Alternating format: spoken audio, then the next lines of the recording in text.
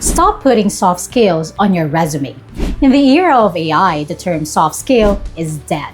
If you are still listing good communicator or team player on your CV, you are marking yourself as outdated. Here's the reality. AI can write a polite email faster than you. AI can summarize a meeting faster than you. The soft skill is disappearing. Employers in 2026 don't want soft. They want durable power skills. For 14 years, I have taught research writing, and for 12 years, I have been publishing my own research. I don't look at trends, but I look at the data. Today, we are analyzing reports from Harvard, Stanford, and the World Economic Forum to reveal the only 3 communication skills that will save your career from automation. If you want to stay employed in 2026, hit that subscribe button. And you need to delete soft skills from your vocabulary, and you have to learn these 3 instead. Let's start with the first skill. Most people think communication is about talking. In 2026, communication is about filtering. The first skill is synthesis. We are drowning in information. A study by the Harvard Graduate School of Education highlights that in the digital age, the ability to access information is no longer a skill,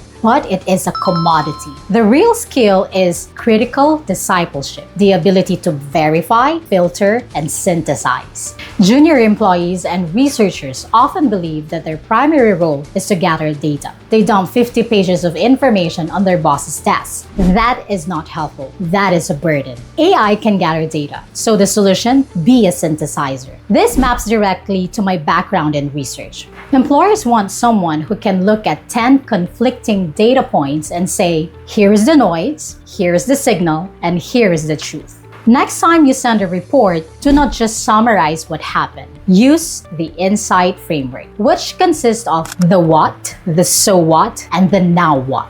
If you can't synthesize complexity into clarity, you are just a forward button. For example, the scenario is that you have found an anomaly in your data collection process. The data dump approach would sound like this. We have surveyed 500 participants. 40% of the responses from the rural demographic were incomplete. I have attached the raw Excel sheet.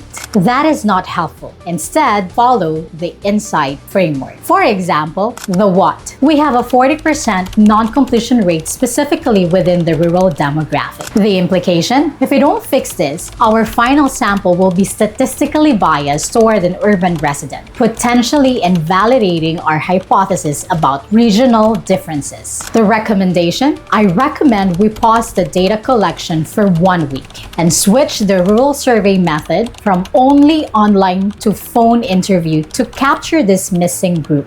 Second example, the scenario, you are reporting on the performance of a new marketing campaign or project. The data dump approach, third quarter traffic is down by 15%. However, conversion rate is up by 2%. Here is the Google Analytics dashboard. Again, how do we fix this? We have to present the data like this. While our overall website traffic dropped 15% in third quarter, our conversion rate actually increased by 2%.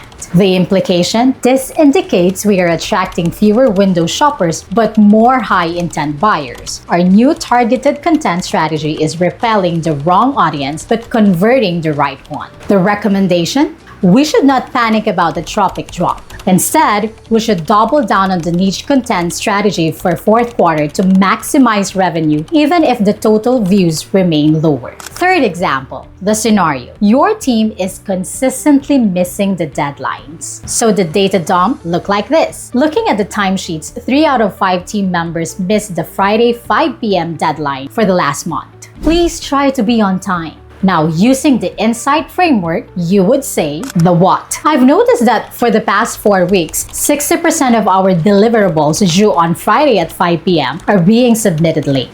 The implication, this bottleneck is forcing the QA team to work on weekends, which is leading to burnout and overtime costs. The recommendation, I propose we shift our standard deadline to Thursday at noon. This gives a buffer for revisions and ensures the QA team can finish before the weekend. Now, comment down below your most complex information you had to deliver so far. And if you or your company need to level up your team's communication skills, don't hesitate to reach out. Click the link in the description to book a session.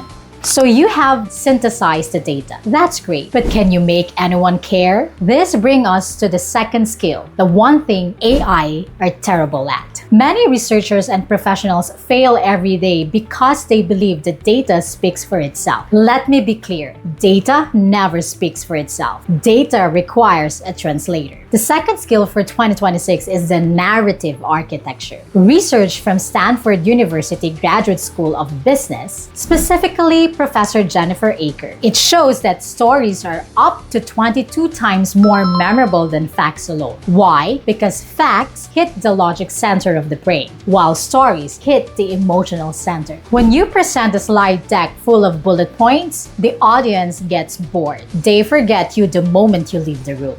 The solution? The narrative arc.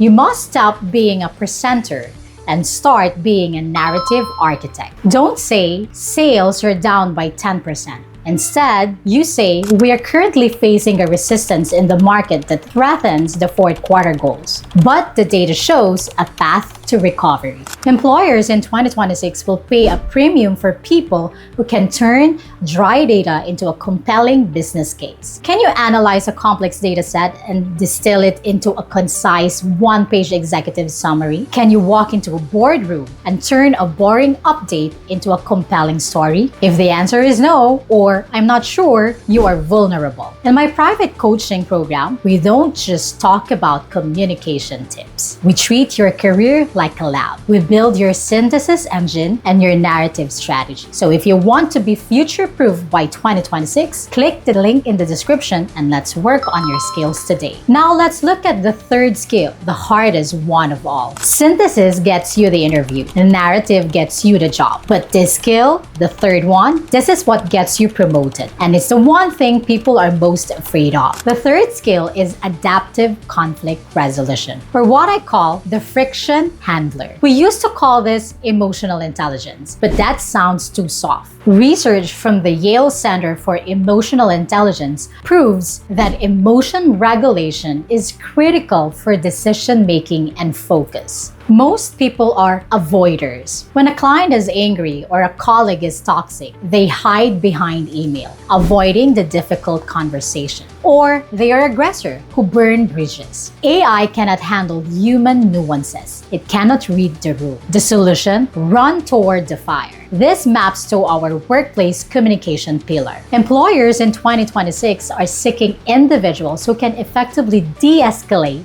high-stakes situation. It's not about being nice, but it's about being effective under pressure. So adopt the validation pivot technique. When someone attacks your idea in a meeting, don't get defensive. Instead, do validate and say, I see why you're concerned about this budget. This lowers their defenses. And then pivot like this. However, if we look at the long-term ROI, now this approach re-engages the logic. The person who can control the emotional temperature of the room controls the outcome. To master the art of difficult conversation, watch the previous video entitled Communication is Survival Skill Number 1. Do you see the pattern? None of these are soft. They are hard cognitive skills. So let's bring it back to the fluency model. Synthesis comes from the discipline of research writing, thinking clearly. Narrative comes from the discipline of public speaking, persuading clearly. Friction handling comes from the discipline of workplace dynamics, and that is leading clearly. If you only have one, you are stuck. Great writer, but cannot speak, invisible. Great speaker, but cannot handle conflict, fragile.